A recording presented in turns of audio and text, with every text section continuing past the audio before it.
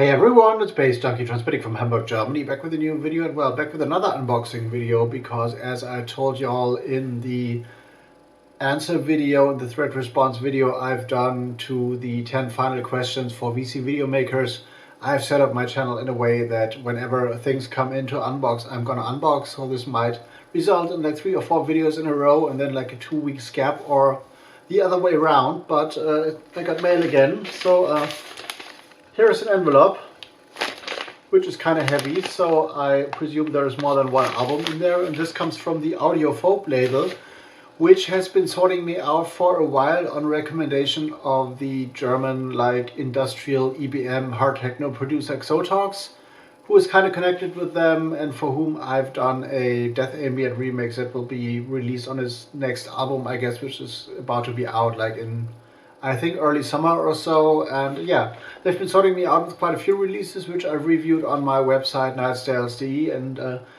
as I'm mentioning, industrial and kind of stuff, they are, I guess, kind of located in that realm somehow. So they are more recognized in that scene, like industrial EBM, dark electronic music, even though to my surprise, the last releases I reviewed and a lot of releases I've reviewed could have been well suitable for the normal electronic techno electronica scene, but there seems to be a division of what people listen to. So people from the techno electronica realm, such listening to Audecker and Jeff Mills and that kind of stuff, and FX Twin maybe, don't seem to recognize the artist on the audiophob label, and there seems to be a bit of a split, even though there is both of the scenes, industrial EBM and techno, kind of belong together historically. But on one side you have the dark people, the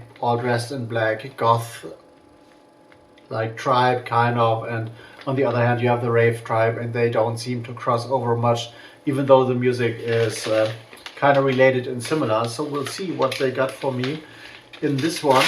Gonna open this quick and dirty. Had a productive Saturday so far. So I've recorded a new radio show, which will be aired on Radio Flouka Paris in quite a few months, I guess, and reviewed an album and put all things in place for the BETA-ZERFALL party and stuff. So yeah, let's dive into this one now. So this is a bigger one.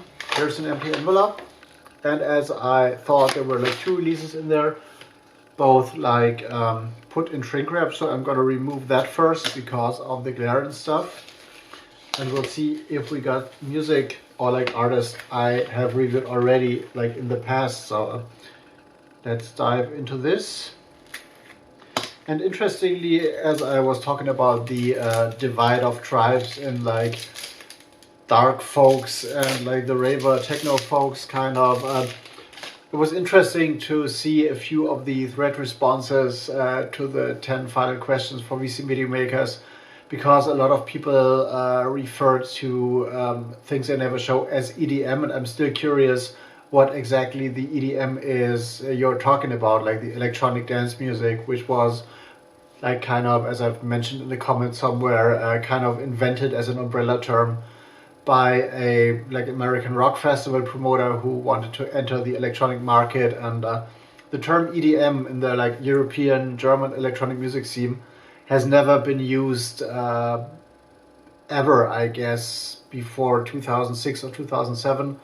And now from a German European perspective describes that kind of stuff like Skrillex, Marshmello, Steve Aoki, that big room, main room festival, synth heavy stuff, and doesn't apply to all the other branches of electronic music techno, house, electronica, ambient, drum and bass, whatever. So there is a difference, and I would love to hear from those guys who are describing EDM and stuff they never would show on their channel, what that kind of electronic music is you're talking about. But I'm getting lost in thoughts, I guess. So let's dive into this one. We got 2 CDs actually. We're starting with Eardrops, Gravity Has No Right to Define Up and Down, on Krater Recordings. So this is not audiophob, but seems to be a sub-label. And well, questioning the right of gravity to define things is like a bold statement. Release date is about to be on 5th of May, I guess, and this is a band probably from Augsburg, and there's a guy in there which I kind of not really know, but I recognize the name, which is Sascha Stadelmeier. I don't have any idea where I've come across the name, but I've read this before, and he's working with Klaus Paulsen, and they are having like an improvised approach to like sitar, violin, electronics, and field recordings. So a kind of ambient thing, I guess, with a droney experimental edge, and there's like a track list of 5 tracks in there which have like interesting names. Bavarian Seas, Finding Form, Lustbrot, which is like a made up German word, and a total runtime of 39 minutes. And this has this beautiful cover, which in its like color scheme actually reminds me of like dark ambient things, more like melancholic things. So from labels like Reue Reue or Treue Treue and other things I've seen from that kind of musical realm. So this seems to be more beatless and experimental stuff. From what the press info reveals, here is the full inner sleeve of the CD, and this is Krater Recordings 011, which has been released on May 5th. So I'm gonna use this as a cover photo, I guess. And the next one is like a longer album, which comes in like a bigger like cover than usual. The Empath Black Hole, Audiophob 042, released on April 21st. There's a press sheet, and I love those like short press infos, because who has the time to read like 2 or 3 pages of press information on an album if you can condense this down to like I don't know, 5 or 6 sentences. So Black Hole invites you to a musical journey packed with retro-futuristic sounds, complex abstract beat patterns, all connected with cineastic textures. So I reckon this is like kind of IDM, intelligent dance music, maybe electronica, chill out, that kind of stuff. Inspired from the vastness of the cosmos, including the enigmatic black holes, the tracks create immersive soundscapes. There is a like kind of nod to classic electronic music pioneers in here, and well, mesmerizing structure that is both nostalgic and innovative, taking the listener on a ride through space and time.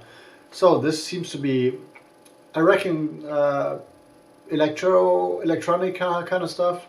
The description reminds me of an old German TV show which was called HR3 Space Night. HR3 HR3 was the name of a TV station back in the days, and like in the raving 90s they had like transmissions, all-night transmissions, kind of with like pictures and movies from science and like area recordings and like recordings of the Earth rotating from space and stuff. And this was all like paired with a texture of like ambient electronica, somewhat electro sci-fi-esque sounds as a like kind of DJ mix. And this was very popular as like an after hours activity when the party is over, but you were still raving and stuff, or still wanted to listen to electronic music. And yeah, a very suitable cover here in a DVD format, although there is only a CD in there. This is, I guess, a rendition of the Milky Way, I guess, or some other galaxy that has been like photographed somewhere like from a telescope. There's the inside. I hope the glare doesn't destroy too much. Like a full unveil, 63 minutes of total playtime of what I reckon to be like space ambient music, arranged and mixed by Mike Erkau at Media Lab, mastered by Mirko Hendrich, which is like one of the heads of the Audiophob label. And yeah, this is Oh, there is a little bit of a text in here. So this was written throughout the pandemic years, I guess. So as a lot of albums I've received over the past year or so, probably written in total isolation and like with collaboration only possible via the internet. So this could be like dark but also beautiful, so I'm gonna review this as well. The Empath Black Hole on the Audiophob label, released in late April, and now whenever I come to it I'm gonna review this album like soon, I guess, on my website Nachtasyl.de. Link is down in the description box. I reviewed the latest album by Alex Setson today, which is not really an album, but like a 2-track, 20 minutes EP thing, part of a score, like more neoclassical, modern classical, but with a like very dramatic and epic twist. So this was good stuff, and as I mentioned, I recorded a radio show, and probably I'm gonna do other things like in terms of mixing and stuff tomorrow as well. So Bass Junkie out for now. See you in the next one.